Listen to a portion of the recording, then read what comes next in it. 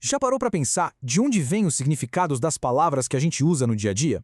É fácil achar que a linguagem é só uma ferramenta, né? Tipo, algo neutro que a gente usa para expressar o que está aqui na nossa cabeça. Mas e se a história for um pouco mais complicada? E se, de alguma forma, for a própria linguagem que estivesse falando através da gente? Essa ideia meio maluca, mas super poderosa, que a gente vai desvendar. Para a gente entender isso, nosso papo vai ter 5 paradas. A gente vai começar questionando essa visão mais óbvia da linguagem e, passo a passo, vamos mergulhar numa compreensão bem mais crítica para sacar como o sentido das coisas é de verdade construído na história e na sociedade. Então vamos lá. Para começar, a gente precisa quebrar uma ideia que parece senso comum, a de que a linguagem funciona como um espelho limpinho, sabe? Que só reflete nossos pensamentos e a realidade como ela é. Essa pergunta aqui é o nosso ponto de partida. Porque, olha só, a análise do discurso, que é a área que estuda isso, vai dizer que quem fala não é a fonte completa do que diz. Tem sempre algo a mais em jogo. Uma força externa que está ali atuando por trás. E aqui a gente vê o coração da treta. De um lado, a visão idealista, que é a mais intuitiva. Primeiro eu penso, depois eu falo. O sentido nasce na minha cabeça. Simples. Mas aí do outro lado, vem a visão materialista e vira essa mesa de ponta cabeça. Ela diz que o eu que fala não é a origem de nada. Na verdade, esse eu é um efeito. Ele é um resultado das condições da história, das relações de poder da sociedade onde a gente vive. Pesado, né? Certo, mas como isso funciona na prática?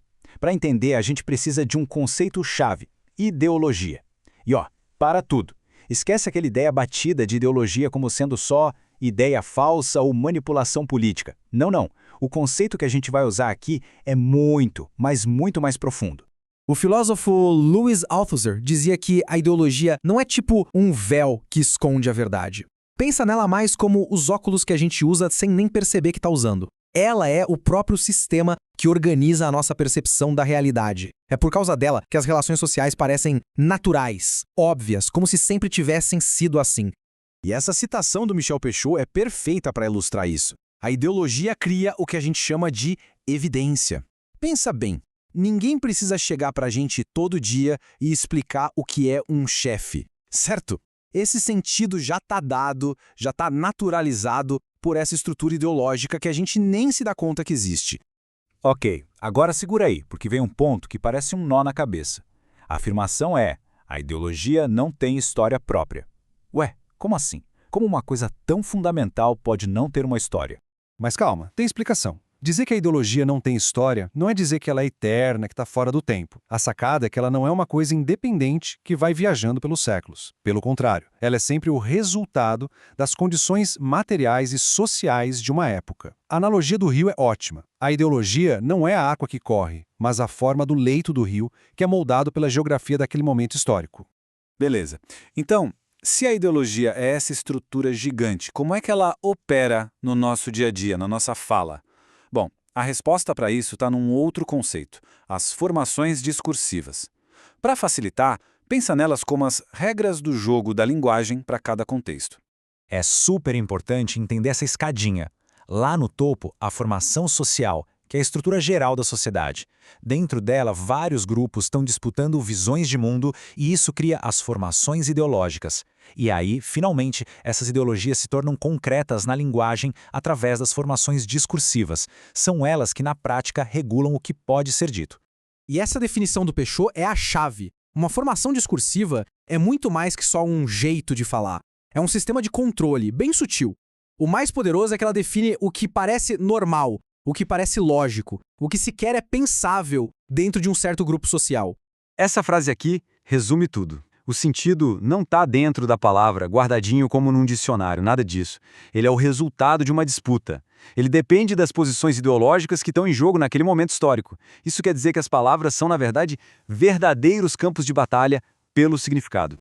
Vamos pegar um exemplo prático. A palavra liberdade. O que liberdade significa para um grande empresário é uma coisa. O que ela significa para um ativista de movimento social é outra, completamente diferente. A palavra é a mesma, mas como ela está sendo dita de lugares sociais diferentes, de dentro de formações discursivas diferentes, o sentido dela mida da água para o vinho.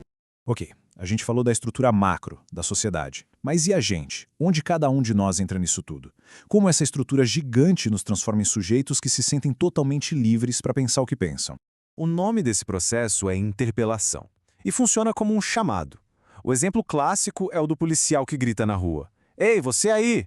A pessoa que se vira naquele exato momento se reconhece como você daquele chamado. A ideologia faz a mesma coisa com a gente, só que o tempo todo e de forma muito mais sutil. Ela nos chama para sermos alunos profissionais consumidores e a gente responde, se reconhecendo nesses papéis. E é aqui que a gente chega numa das conclusões mais radicais de toda essa teoria. Sabe aquela nossa certeza de que somos autônomos? De que somos a fonte original dos nossos pensamentos? Pois é. Segundo essa visão, isso é uma ilusão. Uma ilusão necessária para a vida social, mas ainda assim, uma ilusão. A gente não cria o sentido do zero. Nós somos formados como sujeitos pelo sentido que a ideologia já deixou pronto para a gente. Nós somos um efeito, não a causa. Aí é que está o pulo do gato.